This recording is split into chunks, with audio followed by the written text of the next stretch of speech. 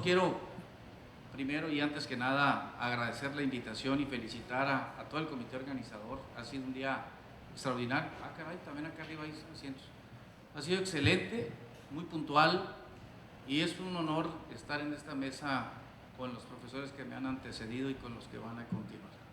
Espero que en los próximos minutos tenga yo la habilidad de transmitirles tantas cosas como las que se han vertido todo el día en este congreso, y muy contento de estar de nuevo en estos eventos donde nos podemos saludar. De verdad agradezco muchísimo esta oportunidad, y a la mesa y a Pancho por la presentación.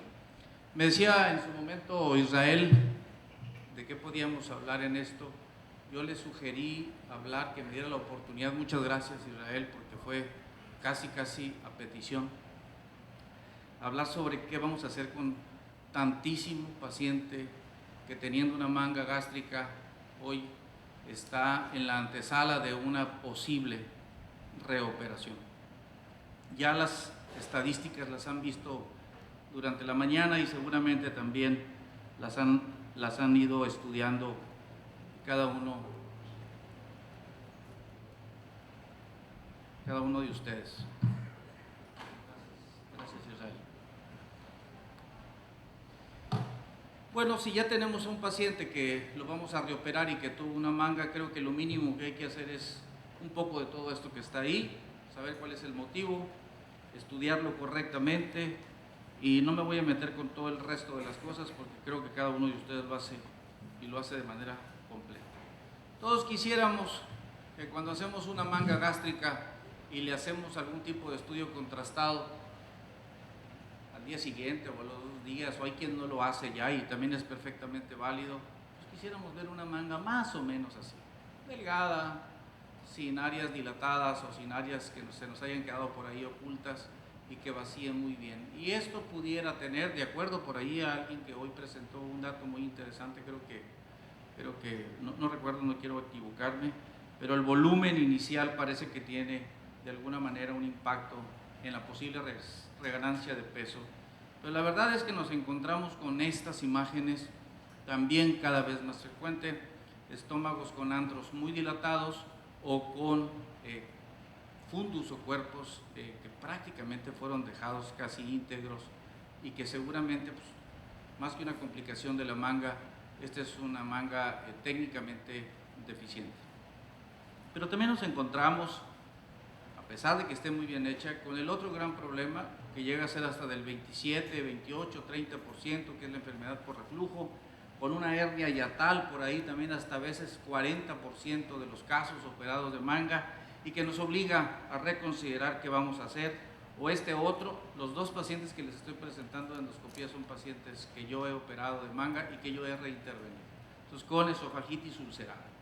Y yo quiero llamar la atención particularmente en esta oportunidad a esos pacientes que nos llegan de este tamaño y que seguramente, y lo tenemos claro, es muy probable que con una cirugía de manga gástrica le estemos entregando su credencial de fracaso, su garantía de fracaso, porque van a reganar peso. Entonces estos pacientes hay que tenerlos en cuenta si es que les tocan, si es que nos tocan, y a todos seguramente nos habrán de tocar, si no es que ya habremos operado casos de estos niveles, los pacientes súper obesos o súper obesos. Hay hasta un consenso por ahí que se llevó a cabo hace algunos años, en el que se determinaron algunos acuerdos y algunos desacuerdos sobre qué hacer y cómo hacer y cuándo hacer, dependiendo del tipo de circunstancia y dependiendo del tipo de cirugía.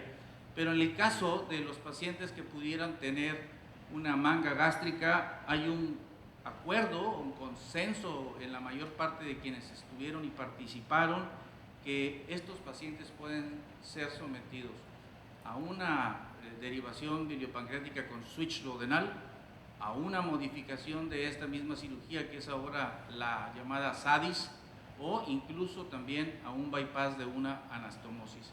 Y no hablo más del bypass en Y de Rux porque es muy claro que si un paciente tiene reflujo, creo que las otras opciones quedan automáticamente casi descartadas. Si un paciente tiene reflujo o enfermedad esofágica por reflujo, reflujo gastroesofágico, habrá que llevarlo a un bypass en Y de Rux, claramente.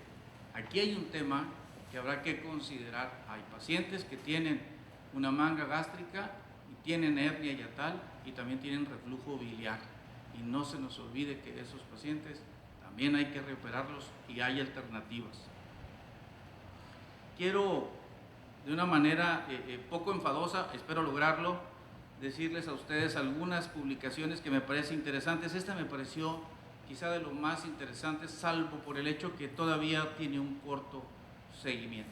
Pero es un estudio comparativo en el que los pacientes operados de manga gástrica fueron sometidos a remanga o reslip, a bypass en Y de Rux, a switch duodenal y algunos a SADIS, y en total son 94 pacientes, pero repito, quizá una de las partes criticables aún de este estudio es que es a un año de seguimiento o algo así. Allí están las razones por las cuales estos pacientes fueron intervenidos, y yo quiero llamar la atención que de estos pacientes 26 tenían enfermedad por reflujo de los 94, es decir, casi un 28%, y seguramente todos estos casos fueron llevados directamente a bypass en Y de Rux. No nos dicen en qué específicamente se basaron para decidir a quiénes hacerles un re-sleeve o una remanga, pero claramente es un número muy bajo porque el resultado pues tampoco es nada halagüeño y prácticamente ni siquiera en este consenso del que les hablo está considerado la remanga como alternativa. Pero creo que de los 94 pacientes, 81 caben en las otras tres técnicas quirúrgicas, de tal manera que estamos hablando de la mitad entre bypass en Y de Rux y algún tipo de derivación biliopancreática con switch duodenal. Y aquí es donde yo llamo la atención, porque de pronto se nos empieza a olvidar la alternativa. Y sí, quizá no soy el más experto, pero sí tengo muchos años insistiendo en que esta es una opción que no debemos dejar de lado. En esta serie, ustedes pueden ver en este recuadro que una de las cosas que más se le ha criticado a la cirugía de derivación biliopancreática con switch duodenal es la morbilidad y la mortalidad. Pues allí pueden ver que prácticamente en esta serie de casos la morbilidad es igual o incluso mayor en la serie de bypass en Y de Rux, incluyendo una similitud en reintervenciones tempranas. Y la mortalidad prácticamente fue cero. Ahí pueden ver también cómo en el largo plazo las complicaciones sí son mayores en las derivaciones biliopancreáticas, básicamente por malnutrición proteica en dos casos que no lo tuvieron en el bypass en Y de Rux. Esa diferencia creo que es importante conocerla, entenderla, y sí se puede convertir en una complicación, pero no olvidemos que este es un efecto secundario, un efecto buscado y un efecto logrado con este tipo de cirugías, y por lo tanto habrá que trabajar mucho en entender o hacer entender al paciente de la importancia de su suplementación. Esta publicación ahí lo dice, cómo estos pacientes a un año, el mejor resultado, perdón por la sobrecarga, no sé cuál sea el puntero, creo que es este, no lo sé, pero lo pueden ver. A pesar de todo eso, la diferencia en la pérdida de peso no es mayor, pero sí es, digamos, con algunas ventajas para los pacientes que tienen derivación biliopancreática sobre los que tienen bypass en Y de Rux. Y algo interesante y muy importante en esta serie, que los pacientes que fueron sometidos a una derivación biliopancreática son pacientes que estaban desde antes de la manga gástrica en un índice de más de 50, es decir, de superobesidad, y en el momento de la reintervención estaban por el orden del 47 kilos por metro cuadrado, y eso precisamente justificó la decisión de someterlos a una derivación biliopancreática y no a un bypass. Y aún a pesar de ello, aunque sí es mejor la pérdida de peso hasta a un año, la diferencia son 4 puntos o 4% en el peso corporal total. Espero que esto se sostenga, porque lo que me parece relevante es que el bypass no sostiene esa pérdida, ahorita lo vamos a ver en otra publicación. Y la recomendación, y creo que lo importante de este estudio es la consideración del índice de masa corporal previo a la cirugía. Si tiene esofagitis, habrá que ir a Roux-en-Y. Si no la tiene y tiene reganancia, habrá que considerar algún tipo de derivación biliopancreática. Les decía yo que la reducción solo del reservorio no tiene un impacto mayor, y si lo tiene es muy temporal, de tal manera que no hay un consenso que permita recomendar la remanga como una alternativa.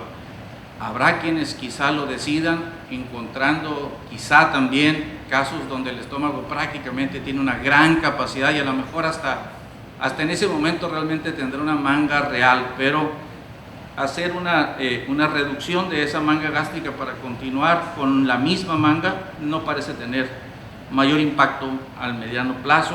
Estas son fotografías personales de casos que hemos nosotros operado, y estos son también algunas imágenes de casos personales de switch duodenal, donde yo recomiendo, esa es mi técnica o lo que yo he hecho en los últimos 15 años, es bajar ese duodeno a partir de ligar la gástrica derecha y hacer una anastomosis completamente abajo, sin tensión, y eso nos da una enorme facilidad, como lo pueden ver ahí. Ciertamente que puede haber un poco de congestión, que cuando inicia uno la anastomosis se ve congestivo y cuando la termina ya no hay nada de eso. Es una opción, como lo hemos dicho. En el caso de